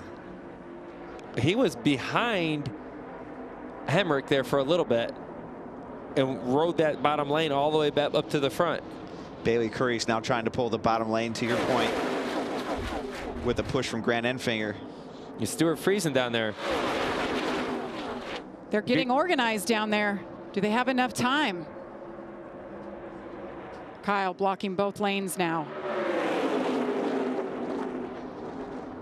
Oh, wow. Look at Stuart Friesen get loose. Kyle's up there putting on a clinic. Yes, he is. You think these guys are laying it all out, Joey? I think so. There's 2 laps to go. This is all of it. And Ankrum right now, it's just, he just got to get cleared so he can make a move on Kyle. Next flag will be the white one. Tyler Ankrum in the outside. Big push on the bottom. Stuart Friesen, he's going to clear. He clears to the lead, Joey. But Kyle's going to have a big run down the front stretch. Right, if Kyle gets clear, we know his move. Out of turn 4, white flag is in the air. Stuart Friesen leads. Kyle with the run, here goes the same move. This isn't as big of a run as he had, though. Oh, he's not going to clear him. This is going to be all about the push down the back straightaway. Bailey Curry to the bumper of Kyle Busch. Oh, and no help for Stuart Friesen. They are bunched up into turn 3. Oh, I like Stewart's I like his spot. Stewart's looking okay. He doesn't have a good push behind him, though. It's going to be about the side They're draft. getting squirrely behind him. Side by side, checker flag in the air. Looks like Kyle Busch. Pulls the perfect late side draft on Stuart Friesen with no help from behind. More than Stewart can hold off. That's some great racing right there, guys. That was tremendous. It was about the push coming off of turn 4. Way to do it, Green. Nice work. What a finish. Neither one of them had a push off of turn 4. It ended up being about the side draft and the timing of the side draft, and Kyle timed it better. What a race, guys. This was so cool. Stuart Friesen a year ago at this race, they were rebuilding his whole program, brought in some new employees. Jimmy Villeneuve, his crew chief. What a race for them today. Look at the fans in the stand. I mean, everybody here is standing and cheering. That was an epic finish. Kyle Busch gets it done for the 8th time in a truck at Atlanta Motor Speedway. Kyle went winless for the first time in his career in the Cup Series last year. And we know when Kyle wins on Saturdays in the Truck Series, he does better on Sundays. And it looks like he's got a hot rod for tomorrow. This will help boost that momentum. Absolutely. What a just great racing. He did a good job of controlling the lanes, and when things didn't go his way, he didn't give up on it and pulled that side draft timing just perfectly to execute for the win on the last, just literally right the last 200 feet did he get the lead to win this race. Kyle just did a really good job the last 20 laps. He just did better than everybody else. That's why he's in victory lane. Yep. The way he worked the draft, making his moves. Experience. Very hard to beat it. All those kids racing around him, they learned a lot today. They did. Yes. They did. They'll go back and rewatch this race and say, oh, I see how that happened. I know why he did that now. And they'll all be better race car drivers because of it. But it started with a great truck, right? And Brian Patty knows how to build those good trucks. They did it last year for Spire Motorsports. Add another bow, I should say, for Kyle Busch at Atlanta Motor Speedway. Josh is with the winner. Well, Kyle Busch, your 8th NASCAR Craftsman Truck Series win here at Atlanta. Man, that one wasn't easy. Bring me through those final 20 laps, the moves you made to get back to the lead and bring this thing home. I don't really remember, but you know, just thanks to everybody for being out here today. We appreciate you guys.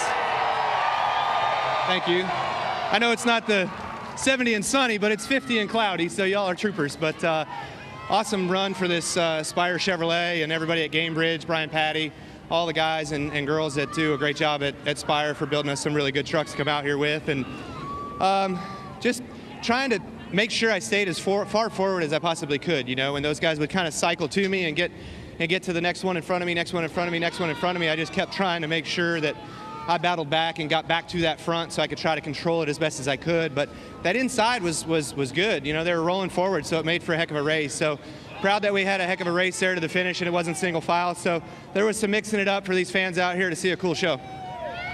We talked a little bit about it yesterday and what this track means to you and all the success, but also when you do well in the Truck Series, it also transfers over to the Cup Series. So you feel like you're getting some momentum heading into tomorrow? No, these things are a lot different than the cars are, but probably more similar than the Xfinity cars. But all in all, just going out here, just getting laps, you know. And speedway racing is speedway racing. There's a lot of luck involved. There's some skill today. I feel like there was definitely some skill. There's some things that guys could learn from the things that I was doing if they go back and watch and pay attention. But the overall bang of it was just to be able to get some laps and come out here tomorrow and try to win again. Kyle Busch, your winner at Atlanta. Stuart Friesen, oh, so close, buddy. That was a great run and great move to get to the lead. Yeah, just proud of my race team here, the whole Halmar team, Chris Larson, everything he gives us to get the job done. Al Hankey and Mohawk for being on board with us. We had a shot. This is my favorite truck, and we'll keep digging with it.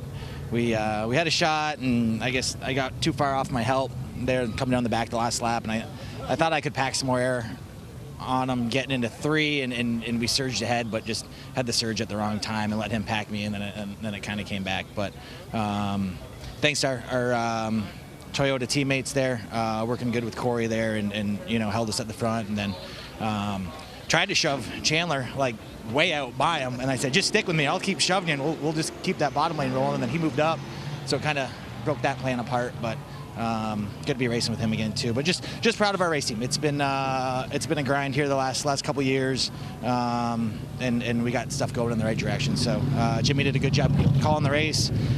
Chris Lambert's the best spotter in the business, and I'm lucky to have him on my side. And yeah, second to the best guy in the business isn't a bad day, I guess. Well, you got more chances ahead of you, so don't worry about it. Good run. Yeah, no, we left here last year with a tore-up piece and then played catch-up all year, so feels good to have some momentum going here. Absolutely. Great job for Stuart Friesen, his first top 5 finish at Atlanta Motor Speedway. And, well, Brad Keselowski, Joey Logano, you guys chose a good one to be part of today. Yes. Yes, we did. Atlanta delivered again as we watched the finish to the end here again. We see what Stuart was talking about. He got a little bit ahead there in that side draft. Kyle Busch was able to work that side draft at the right time to be able to pull himself just far enough ahead. And you see how close it was. With no drafting help or push from behind, this was just kind of a man-on-man finish, and the timing was impeccable for Kyle. He grabs his quarter panel right here, uses the aerodynamics to leapfrog ahead. Just a good racecraft. Wins by just a few feet. You see him pulling to the left to not get side drafted back. Just good timing. But, man, this is Atlanta Motor Speedway now. We see this happen. This is what we come to expect when we come here, right? Whether it's the Cup, the trucks, the Xfinity. This is what this racetrack has provided here recently, and it's been entertaining for all of us. And today did. Yeah, you think this makes up, Joey, for him losing the Cup race by 7 thousandths of a second last spring to win it that way? Probably not. I was trying to find the bright side. He celebrates in victory lane. How about Tyler Ankrum with a damaged race truck? Brings it home third, Josh. Yeah, and I was just talking with Tyler, and he said, I thought with 2 to go we had this thing. What different could you have done for a different result? Make that move sooner. Ultimately, that's really what that is. Friesen, he made that move earlier than I did. I didn't expect to make that move so soon, but the bottom was surprisingly better. I was kind of just going to start. Thanks, man. I was going to start, trying to build a run with, going down the backstretch. It was really hard to make that slide job move off of 4, so I was really planning to do it off of 2, into 1 off of 2. Friesen just did it sooner than I did. So for us to get involved that wreck in the 3rd stage like we did, come back, race super smart, my spotter Kevin Hamlin, he did an awesome job for me today, just keep me patient. So hats off to Laiuna, Chevy, my team MHR, my 18 guys brought me a pretty good truck. We got a little bit of work to do. I feel like we're a little behind, but we're going to be good for Vegas. 3rd place finish for Tyler Ankrum here at Atlanta. Todd? Yeah, Chandler Smith last of 5th with 1 incredible save on the front straightaway. Yeah, no, I mean, it was definitely a crazy day for us. We didn't have the raw speed we really needed to drive from the back to the front pretty much on our own without a lot of help, and that made it a struggle. It was a hustle just to get to the front, but once we got there, I was able to link up with a few guys and got the bottom lane moving, got to the lead, and then I was going to start riding and seeing the 19 come in, and my gut told me, man, I should probably pull down and lead that line again and leapfrog Kyle and just block both lanes. And I think that was like 3 to go. I was like, no, I need to just ride this out. They're going to start going back and forth, and I'll be in a good spot. But, yeah, unfortunately, that's not how it worked out. But, yeah, I can't be more proud of everybody at Front Row Motorsports. They gave me a solid number 38 Quick Type Products Ford F-150, and we've got some good momentum rolling forward. Chandler Smith, last of 5th. Jamie? That truck's going to be one to watch all season long. Well, what do you guys think? Kyle Busch, you said he was the favorite coming in, and of course he did Kyle Busch things, but what's your takeaway? He certainly delivered it, and one of the things that really stood out to me, Jamie, is just the difference in the field. You got a veteran driver like Kyle Busch and a lot of rookies. They had some really strong showings. We talked about Gio Ruggiero. How about Caden Honeycutt with a great finish? That both niche trucks. Bailey Curry, a top 5 finish. So just a lot of drivers learned a lot today from Kyle Busch, and some incredibly intense racing. What a show. How about you, Joey? Absolutely, I'll second that. Just such good racing here. A lot of good, clean racing, right? There wasn't bad pushes or anything like that, and a lot of lessons learned as we went along the way. I know I had fun. I hope you guys enjoyed it, and everyone at home enjoyed it, because that was a heck of a race. I don't know if you're going to see one better than that, so I enjoyed it. Hey, we're relying on you guys to put on a show like that tomorrow, so good luck to both of you. Joey said he was going to let me win. No, I didn't. Cup race coverage begins at 2 p.m. tomorrow on Fox. Next truck race coming up from Las Vegas on March 14th at 9 p.m. on FS1. Coming up here next, it's FS1 College Hoops. It's Washington at Iowa. Rob Stone, Casey Jacobson, Seth Davis are in the LA studio to get things started. Congratulations to Kyle Busch. Thanks so much for watching. So long from Atlanta.